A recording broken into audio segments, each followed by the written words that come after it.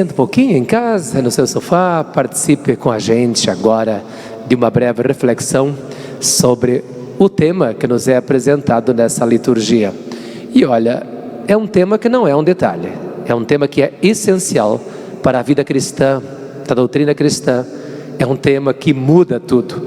Você já imaginou, por exemplo, se Jesus tivesse sofrido tudo aquilo, morrido, fosse sepultado e o memorial dele, a sepultura dele, estivesse lá em Jerusalém com uma bela de uma estátua? Você acha que nós estaríamos aqui celebrando essa missa, professando essa fé? Nós seríamos os cristãos? Não, minha irmã, meu irmão.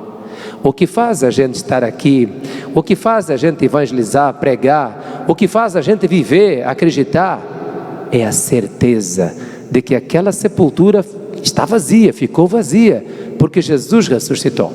A ressurreição dos mortos é essencial para o cristianismo. Aliás, é a cereja do bolo da mensagem cristã. Agora, minha irmã, meu irmão, não é fácil acreditar nisto.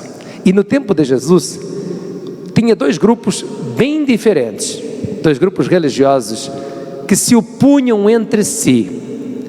Um era o grupo dos fariseus, o outro era o grupo dos saduceus. Bom, os dois se confrontavam com Jesus. Os dois mereceram críticas de Jesus ao longo dos 3 anos. Dos fariseus você conhece muitas, raça de víboras, vocês são como sepulcros caiados. Mas os fariseus eram seguidores rigorosos da lei. Os fariseus acreditavam na ressurreição. Os saduceus não acreditavam na ressurreição. Os saduceus eram muito materialistas.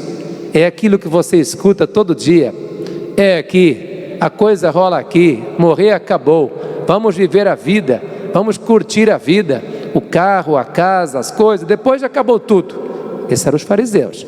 Os saduceus. Os fariseus tinham a doutrina do Antigo Testamento mais recente, porque o Antigo Testamento começa a falar na ressurreição mais ou menos 100, 150 anos antes de Cristo. Lá para trás, tempo de Miqueias, Amós, Isaías, Jeremias, ninguém falava em ressurreição. É uma ideia recente, perto da vinda de Jesus. Ora, Jesus prega a ressurreição dos mortos, porque exatamente Ele vai ressuscitar como primícias daquilo que vai acontecer com cada um de nós. A questão que os saduceus trazem para Jesus hoje é uma charada. Aliás, muita gente ri com essa historinha, é uma charada. E na verdade, como tantas outras, é para encostar Jesus na parede. Mas tem 2 vícios de origem essa charada. Tem 2 bichinhos dentro dessa fruta. O primeiro é que os saduceus que colocam essa questão estão sendo cínicos, porque eles não acreditam na ressurreição. Então tem um cinismo aqui, e eles estão sendo irônicos com Jesus. A segunda é um problema talvez muito maior, que abrange não só os saduceus, mas os fariseus e nós e muita gente até hoje, que é a crença de que depois da morte, na ressurreição, que esse pessoal não entende muito bem, as coisas continuem como do lado de cá. Esse é um principal problema. E isso a gente costuma falar nas palestras, que tem gente que gostaria que fosse como do lado de cá, e tem gente que não quer nem ouvir falar que do lado de lá seja como do lado de cá. Fácil de explicar. Se você mora numa favela, num barraco, está desempregado, do lado de lá você quer uma coisa muito melhor do que isso. Se você tem um casamento destruído, um casamento de briga, do lado de lá você não quer nem ouvir falar. É até que a morte separe e ponto.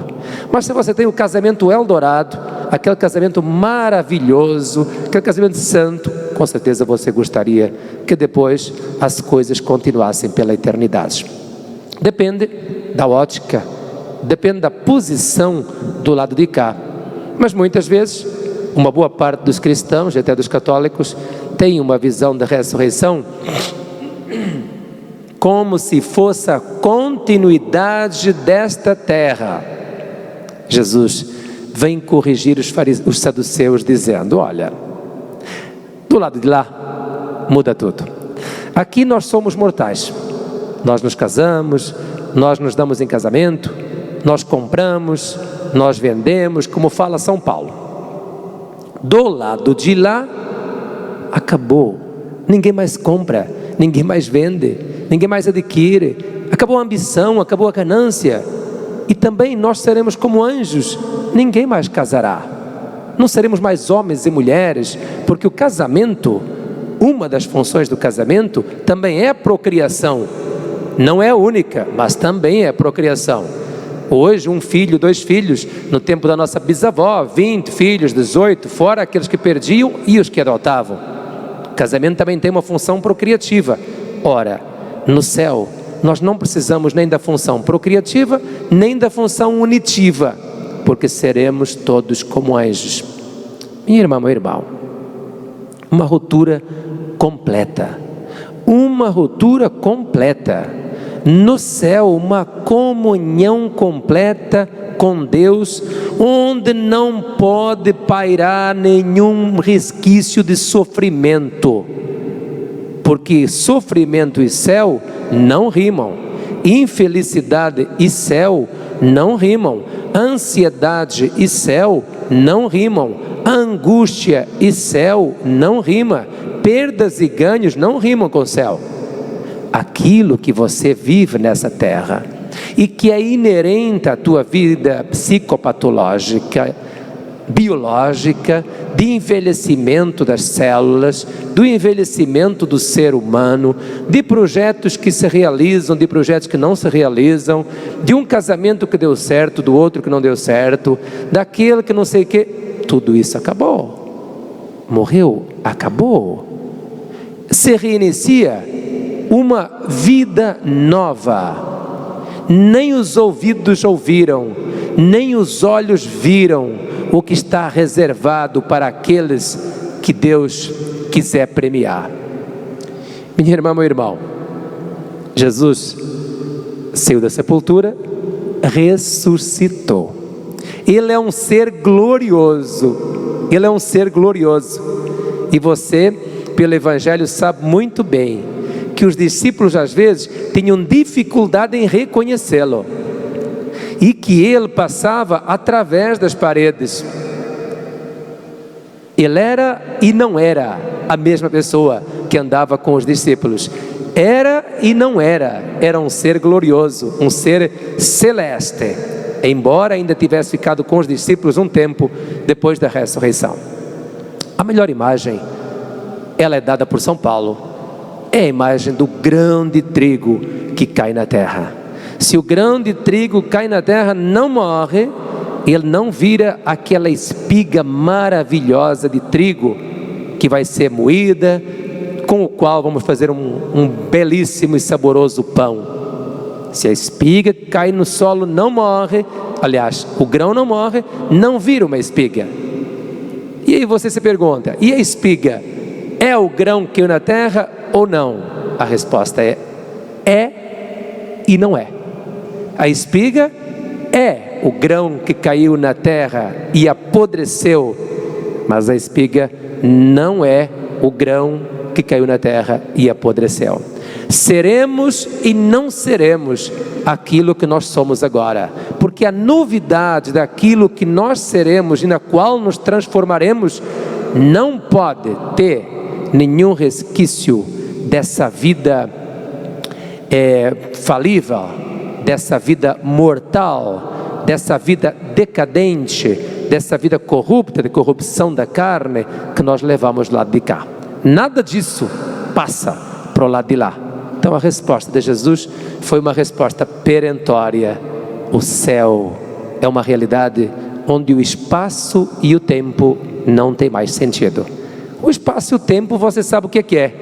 É alto, é baixo, é longe, é perto, é aqui, é agora, é além, ou então estou atrasado, estou adiantado, já passou meia hora, passaram 2 anos, passaram 10 anos.